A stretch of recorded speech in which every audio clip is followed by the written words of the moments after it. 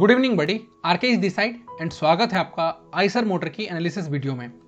इस अभी थोड़ी देर पहले आइसर मोटर का जो है ना क्वार्टर्स का नंबर आया है और ये नंबर क्योंकि मार्केट क्लोज होने के बाद आया है तो अपन लोग इस वीडियो में देखेंगे कि कल के दिन में जब मार्केट ओपन होता है तो ये मार्केट कैसे इसको रिएक्ट करता है और अगर हमारे सोच के अकॉर्डिंग मूवमेंट आया तो अपन लोगों को कल के दिन में इंट्राडे में, साथ ही साथ पीटी में मतलब पोजिशनल ट्रेडिंग में, और अगर आप इन्वेस्टर हो तो आपके लिए भी एक मौका बन सकता है इसमें लॉन्ग जाने का। लेकिन इन्वेस्टर लोगों के लिए मैं आइसर मोटर पे थोड़ी देर बाद एक ज़बरदस्त वीडियो अपलोड करने वाला हूं जो आपके काफ़ी काम आएगा और उसके बाद आप डिसाइड कर पाओगे कि आप इन्वेस्टमेंट करना चाहिए इसमें या नहीं करना चाहिए, राइट। लेकिन पीटी वालों के लिए और इंट्राडे वालों के लिए ये काफ़ी इंफॉर्मेटिव होने वाला है। तो दो रिक्वेस्ट है, एक तो ये कि ये छोटी सी वीडियो को आप पूरा देख लेना, मैं प्रॉमिस करता हूं ज़्यादा लंबा नहीं होगा बट फुल ऑफ इंफॉर्मेशन होगा। दूसरी चीज़ कि अगर आपको अच्छी लगती है तो एक लाइक कर देना दोस्त, और अपडेटेड रहने के लिए सब्सक्राइब कर लेना। तो चलो वीडियो शुरू करते हैं। देखो आइसर मोटर का मिंट पे आप आर्टिकल पढ़ोगे तो क्या है कि Eicher motor quarter two consolidated profit rises by 76% to 656.86 crore. अब ये जो नंबर है ना इसको वेरीफाई करने के लिए यहाँ पे आर्टिकल पूरा लिखा हुआ है, आप चाहो तो पढ़ सकते हो, लेकिन मैं आपको डायरेक्ट नंबर्स पे जंप कराता हूँ। आप गूगल पे जाना, टाइप करना screener.in और उसके बाद यहाँ पे सर्च फॉर ए कंपनी आएगा, आप ये आइसर मोटर टाइप कर देना, आपके सामने ना ये पूरा का पूरा ओपन होकर के आएगा। आप इसके क्वार्टर्स में चले जाना, वहां पे देखोगे तो आपको सबसे ऊपर में दिखेगा सेल। अगर सेल्स में देखोगे तो कंपनी का सेल्स थोड़ा बहुत ऊपर नीचे होता है। जैसे मार्च 2021 में ये जो सेल्स था वो कंपनी ने 2940 करोड़ का किया था, फिर उसके बाद डाउन हो गया था। अगेन कंपनी ने इसको बूस्टअप दिया, ऊपर गया, उसके बाद से फिर देखोगे तो लगातार बढ़ के ही आ रहा है। और इस क्वार्टर में जो नंबर आया ना इसमें 3519 करोड़ का सेल किया है कंपनी ने, और ये चीज़ बहुत सही है। और उसके कंपेयर में देखोगे, कंपैरिजन में, तो एक्सपेंसेस में कुछ खास ग्रोथ नहीं है। एक्सपेंसेस वो होता है जब कंपनी अपने बिजनेस को एक्सपैंड करती है, कोई नई स्ट्रेटजी अप्लाई करती है या उनको मेंटेन करने के लिए भी खर्च आता है।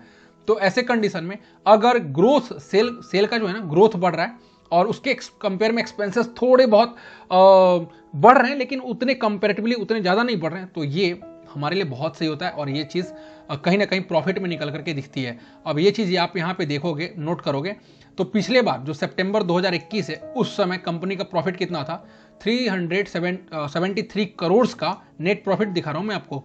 और अगर अभी देखोगे तो ये 657 करोड़ का है, लगभग डबल हो चुका है। और इसी को अगर टू बी प्रिसाइज देन ये 76% होगा आई थिंक, और यही यहाँ पे मिंट के आर्टिकल में आपको दिखा है। और ये जो 76% का ग्रोथ लिखा हुआ है ना ये ईयर ऑन ईयर बेसिस पे है। अगर आप क्वार्टर ऑन क्वार्टर बेसिस पे देखोगे तो 611 करोड़ का प्रॉफिट था पिछले क्वार्टर में, दैट मीन्स कि जून 2022 के क्वार्टर में, और अभी देखोगे तो ये है 657 करोड़ का। तो प्रॉफिट बढ़ के आया।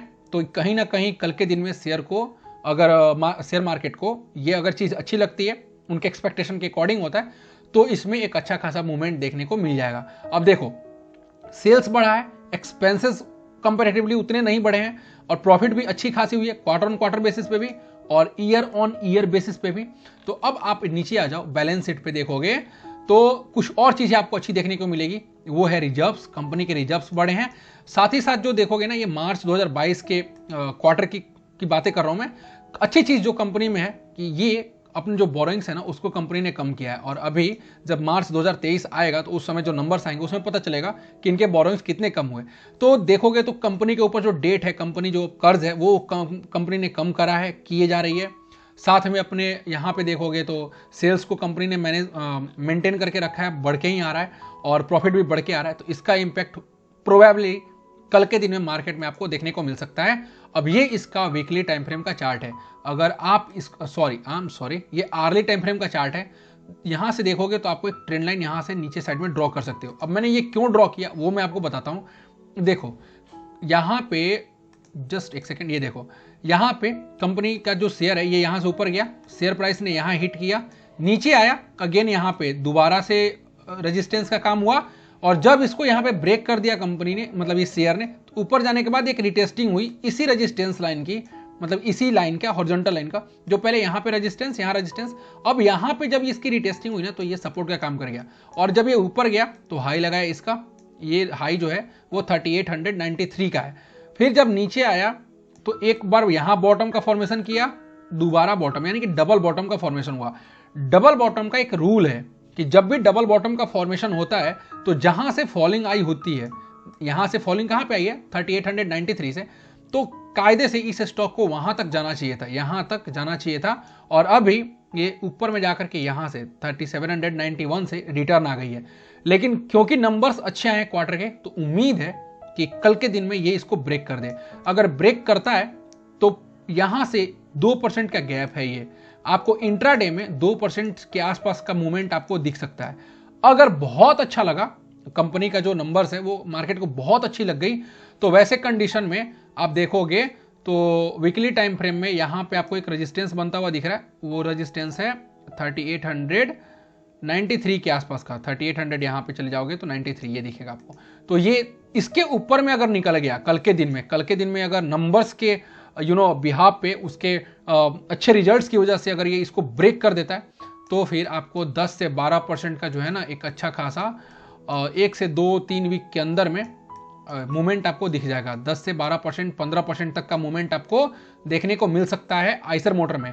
लेकिन पीटी तब करना आप, मतलब पोजिशनल ट्रेडिंग तब करना आप, जब ये इसके ऊपर में कल के दिन में क्लोजिंग दे, मतलब 3800 या ऐसे मान लो 3900 पे अगर क्लोजिंग देता है तो जाकर के इसमें पीटी करना। और फिर उसके बाद टारगेट जो रहेगा ना वो बहुत सही टारगेट रहेगा, 10-12% का आप कम से कम टारगेट लेकर के चलना।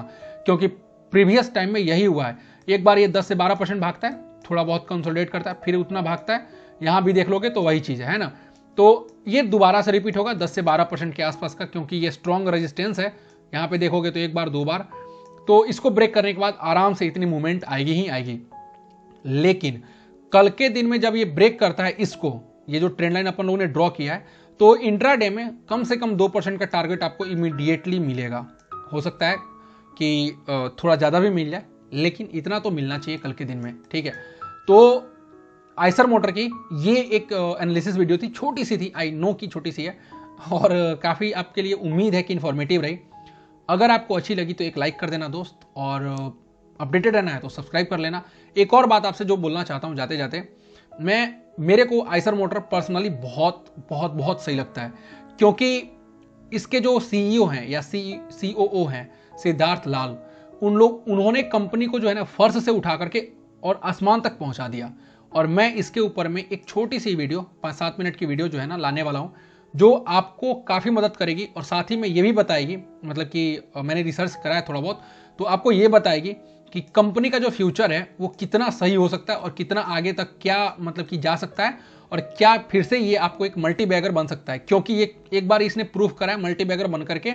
93 रुपीज़ का शेयर, 93 रुपीज़ का शेयर 22,000 तक चला गया था, पता है आपको। और ये इतना ज़बरदस्त है ना, 2002 या 2003 के आसपास में ये 93 रुपीज़ के आसपास में था, और 22,000 चला गया था 2020 या 19 में, जब इसकी स्प्लिट आई थी तब तक। तो एक बार तो मल्टीबैगर बन चुका है, क्या ये दोबारा बनेगा, ये आपको इसका आंसर आपको उस वीडियो में मिल जाएगा। तो अगर आप उसको देखना चाहते हो तो सब्सक्राइब कर लो, ताकि आप अपडेटेड रहोगे। मिलता है नेक्स्ट वीडियो में, तब तक के लिए bye bye, take care and thank you so much for watching this video.